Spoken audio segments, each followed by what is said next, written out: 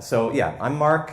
I'm on the Twitter too, like CM Buff, so you could say hi to me too if you want. I'd never met that person before. No, that's my wife, Amanda. And I work at this place called August. That is, interestingly, not here in Toronto, which is where I'm from, but in Brooklyn, New York. So about, let's call it 6 years ago, that lovely person that you saw on the last slide, Amanda, she got in to do her PhD in New York. And at first I was a little indignant about another person's life changing mine so much. And then I was like, oh, I guess maybe I'm going to go to New York. And I had breakfast with this guy named Sean Howard. Does anyone here know Sean Howard? Yeah, Sean Howard. Sean Howard is the best. He is a great person, and all of your lives are measurably worse for not knowing him. So you should do something about that. He's Pass It Along on Twitter. Find the guy. Buy coffee with him and talk to him. So I asked Sean this question, which is an important question I think to ask in your life when to be open to new opportunities and change. I asked Sean this question. I was like, I'm going to New York. Who's amazing there and doing really interesting stuff? And he said, this guy Mike Arouse. And so I went down and I met this guy. And that coffee with Sean at the George Street Diner in Toronto really ended up changing my life in a really significant way. So be open to those things and ask people that question. Who's amazing? Find the amazing people and talk to them. And so down I went to Carroll Gardens, and eventually I found my way to this group of people. So this group of people is my team. This is my team. I'm going to use this word a lot actually as well, team. It's a really important word.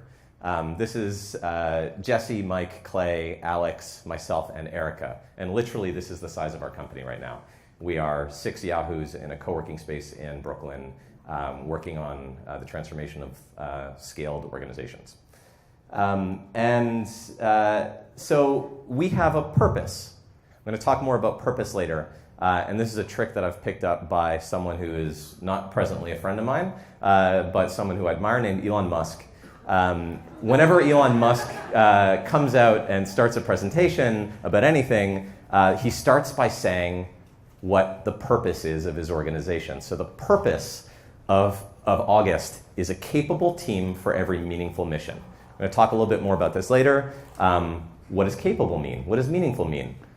We don't know exactly, and that's okay. This is useful for us to rally a community of people inside our organization and out to try to make this happen. We're figuring it out together. So I'm going to get into it. We're going to start with a little kind of Q&A. And if you're here with colleagues of yours and you don't want to throw them under the bus, we're just talking about anyone you've ever worked with, okay? I want an actual raise of hands. I want to see hands in the air. Do you or have you ever worked with someone who haggles over the precise wordings of communications, minutes, and resolutions? Okay, all right, this is the thing.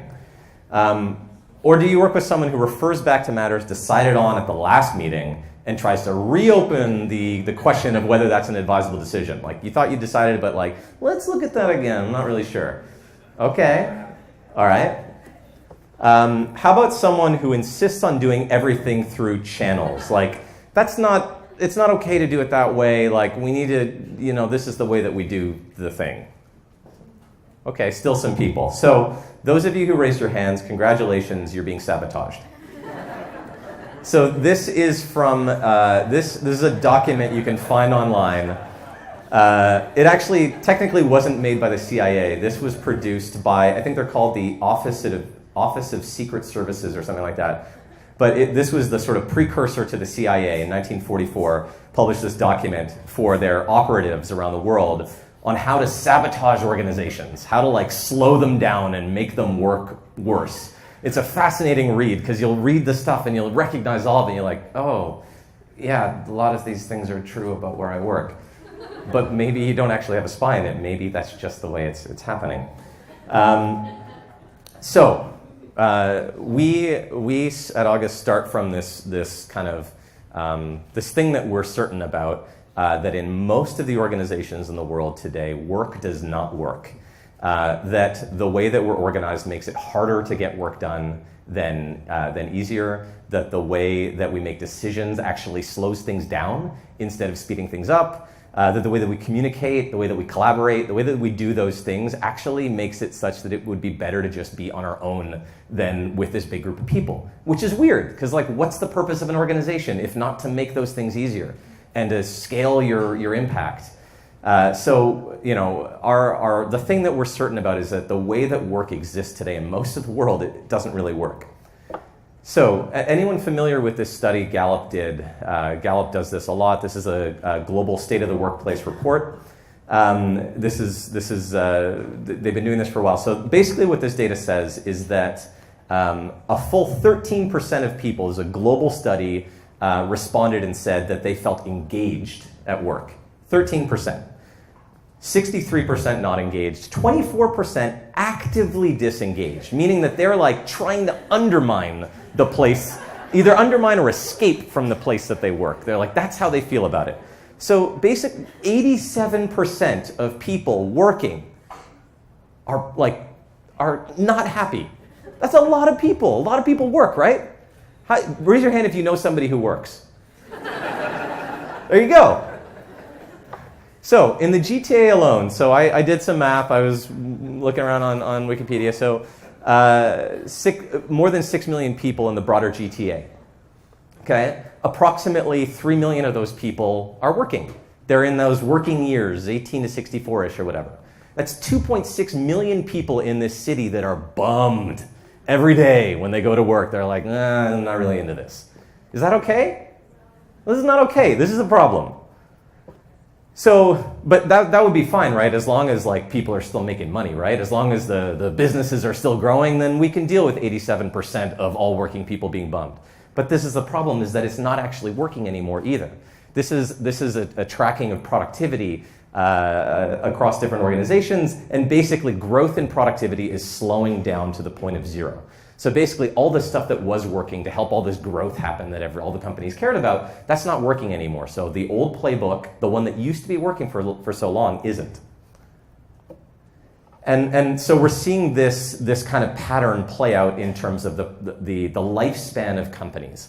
So if you look here, in 1958, so this is, whatever this is, 60 years ago-ish, if you were one of these big organizations, things were pretty good. You were like Scrooge McDuck sitting on the pile of coins, swimming around, everything was great. You had like generations of time to look forward to being on top of the heap, you know, being in control. And what we're seeing over time is that this is starting to decline, that it used to be good to be in this group of the S&P 500. It used to be good to be big, but today it's risky.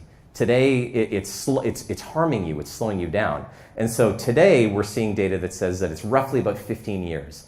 So and there's newer data that says that more than half of the S&P 500 is swapping out literally every 5 years. Okay, so all the big places, the places that you used to feel safe and stable, they're all on shaky ground now.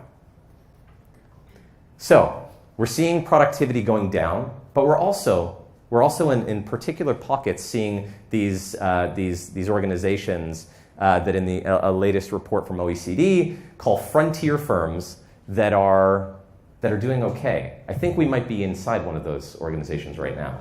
That Shopify might qualify as one of these frontier firms.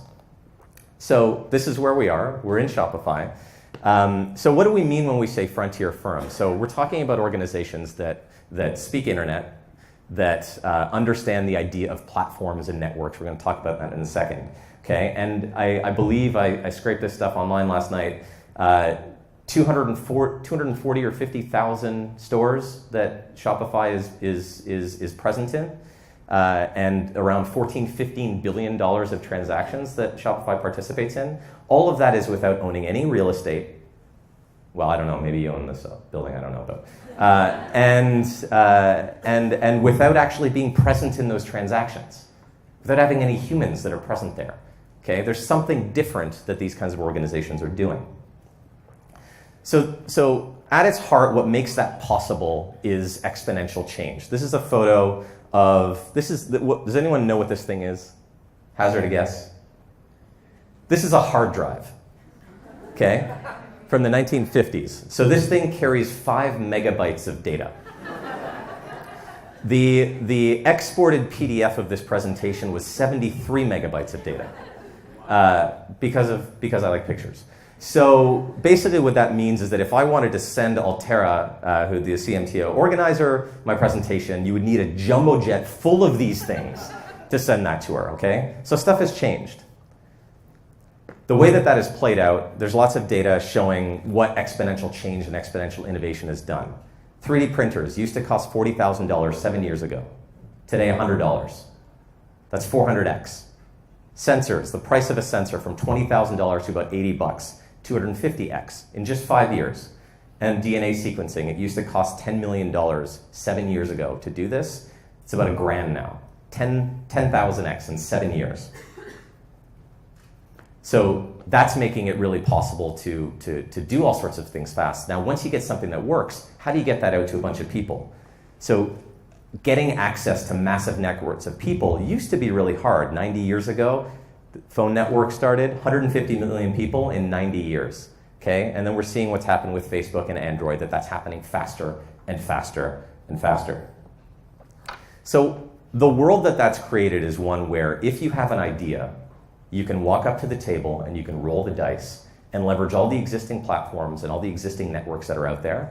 And if something works, you can get to incredible scale very, very, very rapidly. So whereas a typical Fortune 500 took 20 years to reach this billion-dollar valuation, what we're seeing over time is that this is happening faster and faster and faster. So everything's amazing, right? If you're inside a place like this, everything's amazing.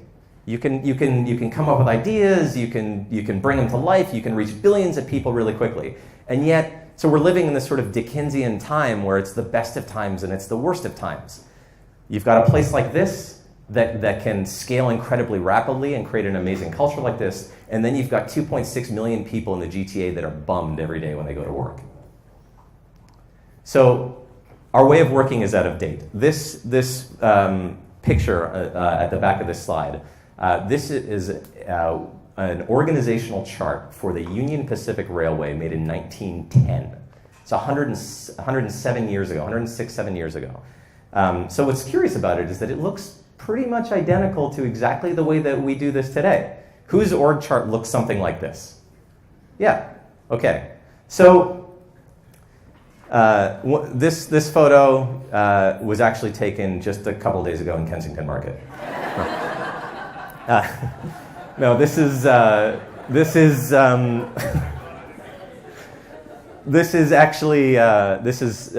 evocative of this era. This is what the world was like in 1910.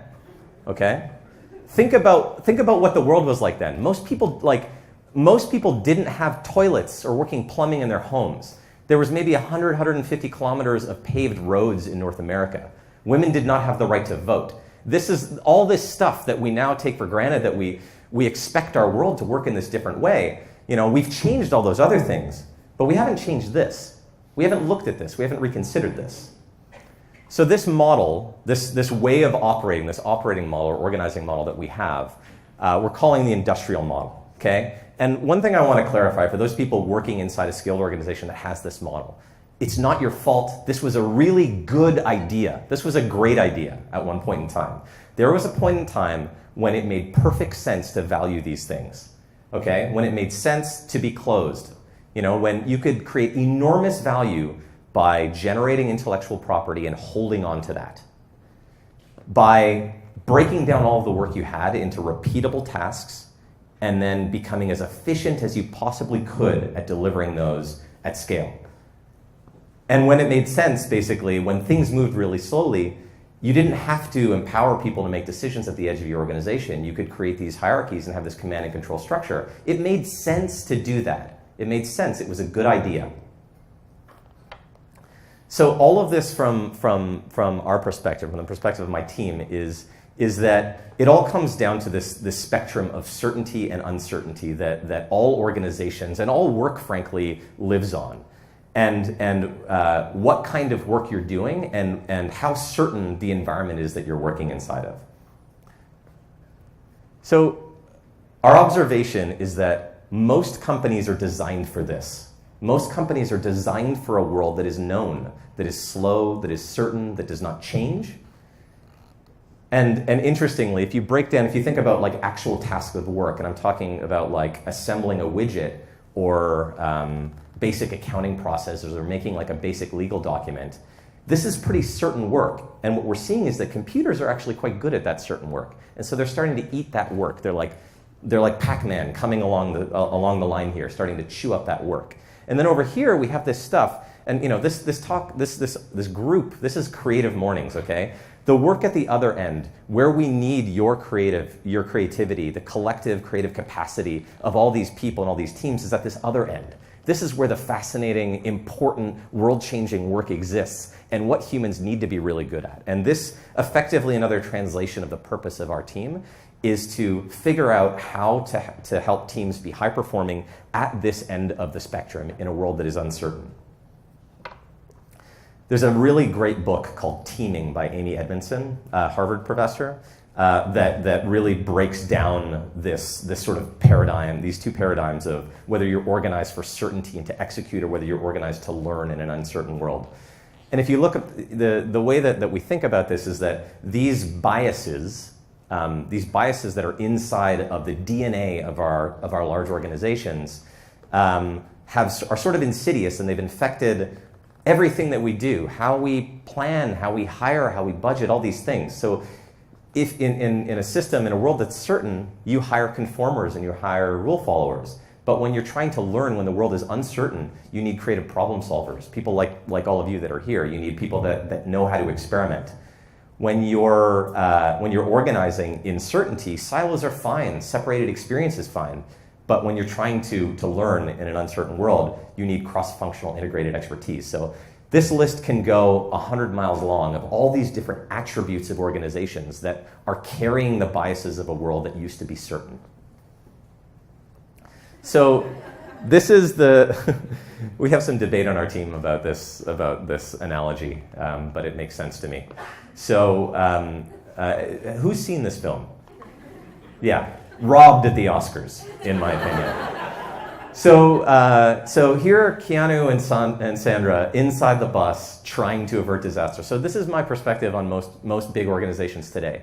If you asked, like 20 years ago, if you talked to most people inside big organizations, they didn't really get what was happening in the world. Not like most people didn't, but it's different today.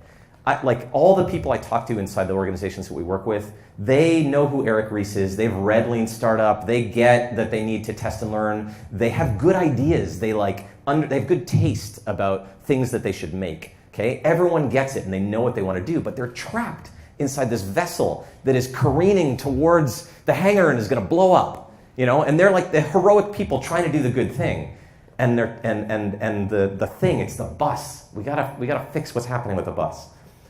So I think that this is essential. This is an essential problem. Okay, we are surrounded in this city. We're surrounded by missions that matter.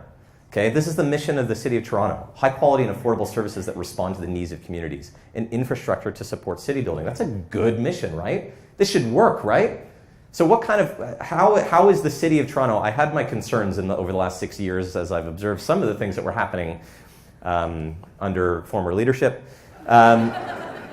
But how well do you think this city is organized for this uncertain world, in the way that it's organized, in the way that it's working? This is just one mission of many, but there are so many in this city that I care about that I think are important.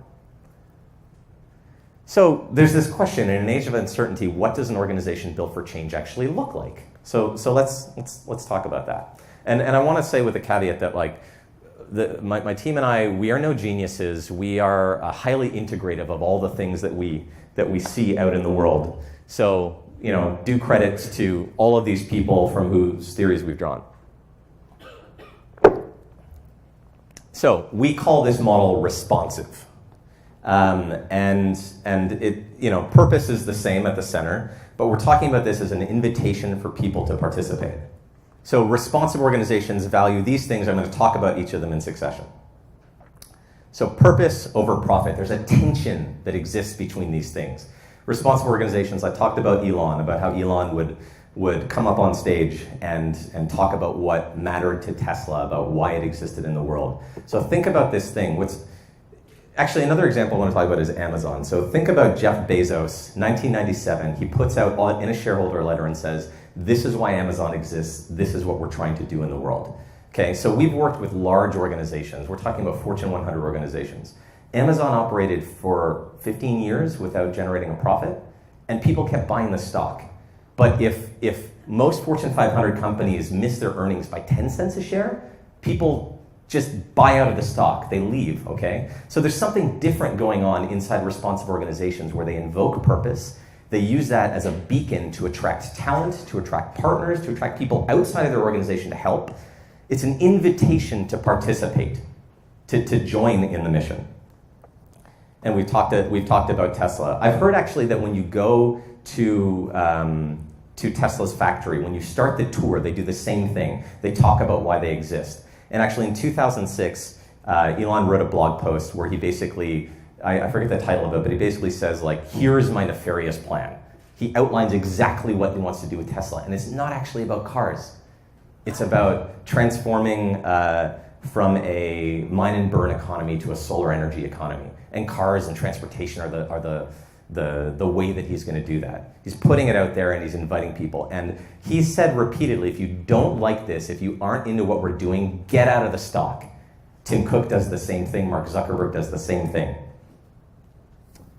Responsive organizations value being open over being closed. So we talked about close. It made sense to protect all your IP. So the basic idea here is that it is impossible for any person or team of people to know for certain what information is valuable to all the people inside an organization. So responsive organizations assume they default to open. They make everything open, even as much as possible outside their organization to learn and to help people that are drawn towards their purpose have access to the information they need to actually have impact on that purpose. So an example of an organization like this is Zara, clothing retailer. So they have this interesting practice where all of the data about returned items is captured at the point of sale, and then it's just like, it's captured openly and available to everyone in the organization. So designers at Zara have access to all of the reasons that people have decided to send clothing back. And what that's led to is that within 3 weeks, they've developed this capacity to respond to that data about what isn't working in the designs that they've made and ship new stuff out there. So their inventory turns over dramatically faster than other places. 70% turnover in 2 months. They're always making new stuff, responding to literally the fashion tastes of people and how they're responding to what they have. 17 customer visits per year as opposed to an average of 3 for most places. Responsive organizations value learning even over efficiency. So we're not saying, and an important thing to make about these different sort of paradigms of purpose and profit. We're not saying that profit is a bad thing. I have a business, I want it to be successful, but you have to value purpose even over profit. It's the best path you can take to get to that. Responsive organizations value learning even over efficiency. Efficiency is not a bad thing, but getting really, really, really, really good at one thing makes you fragile in a world that changes all the time. Okay? It means that you've got one move, you got one great move, and then suddenly taste changed, the market changed, there's a new competitor. Someone, like most responsive organizations don't think of themselves in verticals so neatly the way that we used to. What kind of company is Google? It's making cars. It's all over the place. It's in all sorts of different categories. So getting really good at doing the same thing might not actually prepare you well for this world. So responsive organizations value learning. Amazon has a platform called WebLab, where any developer or any product team can launch an experiment and get data. They run over 2,000 experiments per year. One of those was called Ask an Owner, where they basically made it possible for people that were shopping to ask people who already owned a product questions about it. In less than a year, millions of questions were answered by people. Think about how much money that saves them in terms of people trying to contact them or the buyer to get the information, and think about how much that impacted their conversion, where people had the data they needed to make a decision. last part of the responsive model is that responsive organizations value network even over control. Okay, so in the old days when things moved slowly, you didn't have to have the smart people at the edge of the organization making decisions. It made sense to grip and hold on to control at the top. So the people at the top of the organization, they made all the decisions. But we need to organize in a really different way today, okay? Things are moving faster. All of you at the edge of the organization, you have better data to make decisions than the leaders do. So responsive organizations think about themselves as a network. They're pushing the hierarchy aside. You hear about these flatter organizational structures, but also think about this as extending even beyond your organization. This purpose is an invitation to participate. People outside of your organization, other partners or suppliers that actually care about the purpose that you have, that you're actually drawing on them, regardless of hierarchy or any of those things, to support the path to purpose. So this is a good example of this. This is work we actually did with our former company with General Electric. So they make these really big jet engine brackets that that support the engines that GE makes on airplanes. And they were trying to do an experiment in open innovation to find out if there was a way that they could engage people outside of GE to help them evolve the design of this. So we took the GE engine bracket and we went to an engineering community outside of GE called GrabCAD, and we put a challenge out to those people and said, basically, try to take weight out of this part. In about 5 weeks, we had about 700 submissions from engineers around the world.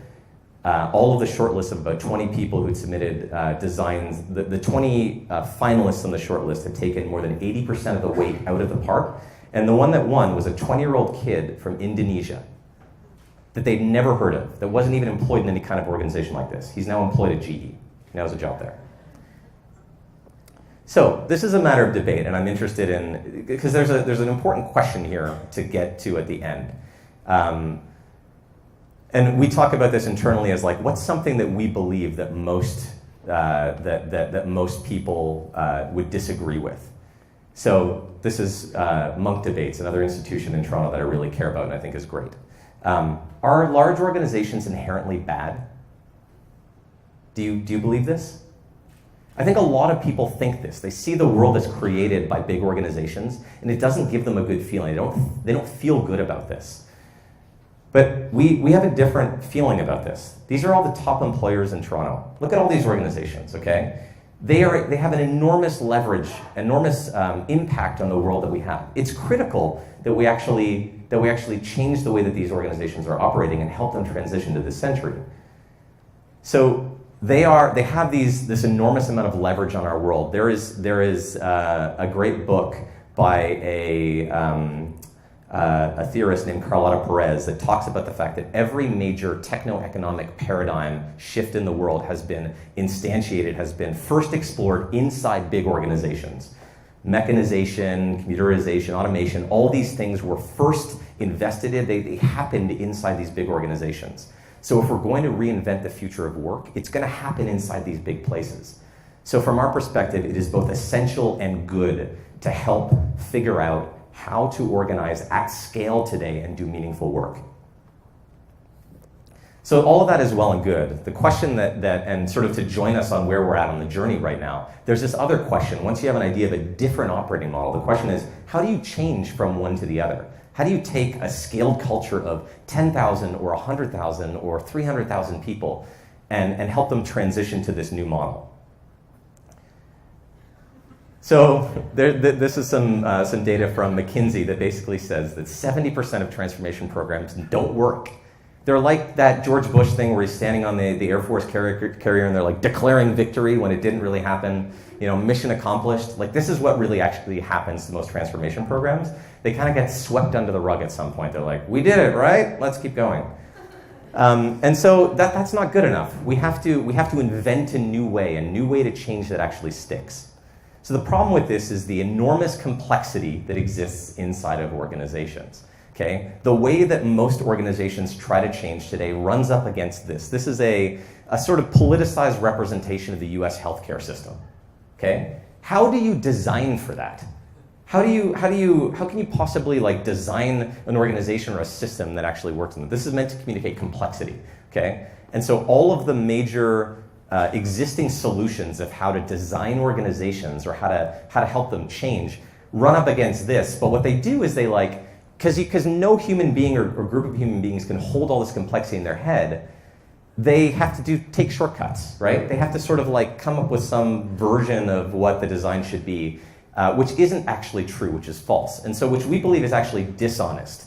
Our assertion is that most of the existing ways that organizations are designed today by big consulting companies and most of the transformation programs that they lead are dishonest, are fundamentally dishonest, because they're assuming that some small group of people can hold all this complexity in their head and just design it. It's not possible. And even if it were, the real problem is that a week later or a month later or 3 months later, it's going to be wrong. And it's this rigid thing that you can't change. So we are developing new strategies for how to change organizations that are working. And a very quick summary of the things that we're finding that are important about new change, about more responsive versions of change, are that these strategies are to value principles, the principles of purpose and efficiency and learning and open and network over those other ones. It is about basically getting the populations inside those organizations to fundamentally get those things and believe them and use them to make decisions, not about the structures and the processes you invent. Because whichever ones you make are going to be wrong. Just like the first version of the Shopify product, you've been iterating on it over time. Don't spend all of your time trying to arrive at the right structure or the right process. Assume that whatever you're making is wrong and adopt the principle of learning and evolve it over time. This idea of iteration over stability, it feels really good. It creates all this certainty to make this plan of how you're going to change your organization, but it's a lie. So don't fall in love with the plan. The plan is a fiction. Assume that whatever you're doing, you're going to have to iterate on. So try to change teams, try to change parts of the organization, and scale what works. Ignore the plan. Importantly, most change programs that we've observed inside big organizations are top-down aggressive rollouts, where the leaders in their divine power, figure out what's right and then they push it out across the organization, which is nice and all, but it doesn't work. Okay, so if you get something to work at a team level, show other teams what's working and get them to hand raise and come in. It's not that people, there's something I read recently about this, that it's not that people hate change, it's that they hate being coerced into something. Okay? Show them a better way, show them something that works, and let them say yes to it, let them opt in. Most change efforts we've observed are focused on trying to minimize tension. Let's try to keep things stable and not actually, we don't want too many people to be upset by what's going on. A more responsive approach to this doesn't worry about how much tension is created necessarily. Working in the right way, guess what? It's going to break your organization a little bit. It's going to show you what's wrong. It's going to show you the way that you budget is wrong and the way that you plan is wrong. So expect that. Instead, harness it for learning. Okay? Don't try to minimize tension. Just go into it knowing that stuff's not right and it's going to break. And the last thing is, and this is an important one, because we've trained generations of leaders to think that their role is to tell people what to do and to hold on to control and to make the decisions, is that in responsive organizations and in trying to change them, the role of a leader is very different. It is not about doing those things. It is not about providing the guidance and saying, do this and don't do that. It is about them adopting these principles and how they organize and how they work and being models of it. And importantly, unblocking their teams so those teams can move faster. So, change is possible. Change of large organizations is possible, and it is necessary, and it is a good thing. That's it.